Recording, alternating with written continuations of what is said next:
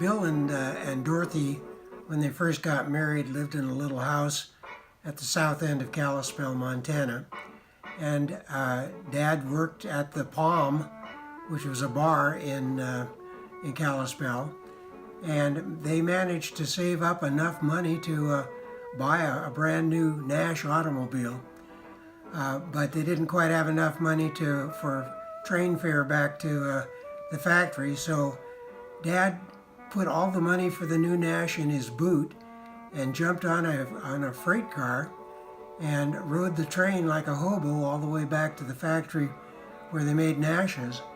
The only problem with that trip that I remember him talking about was he was in a boxcar full of railroad ties that had creosote all over them. And he got creosote all over him, and it took his hide off pretty badly. But anyway, he made it back to the factory and bought the new Nash and drove it out to Kalispell.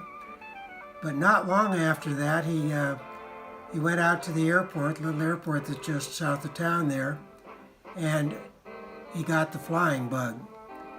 And he got the flying bug so bad that he made a deal with the fixed base operator to sign over a brand new Nash in exchange for enough flight instruction to get his private, commercial, and instructor's pilot's licenses. And so that deal was consummated, and they had no car. I remember pictures of Grandma being on the handlebars of their bicycle riding out to the airport. Anyway, Dad soloed in record time and got his various pilot's licenses, and he was employed then down in Missoula, down at the other end of Flathead Lake, for another fixed base operator named Red something. All of the airplanes were painted red, and he was down there when I was born.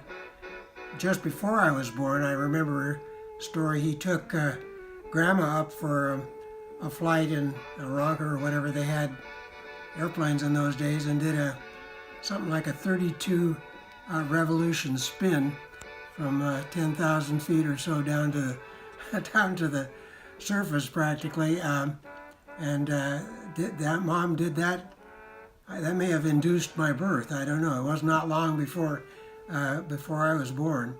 But when I was born, Dad was down in Missoula, and I remember another story that he flew a little red airplane up, and Grandma was in the hospital. He stayed in the hospital a couple of weeks when you had a baby back in those days, and she was in the hospital and looked out the window and saw this little red airplane high in the sky, and came down and landed in a meadow just outside the hospital boundaries.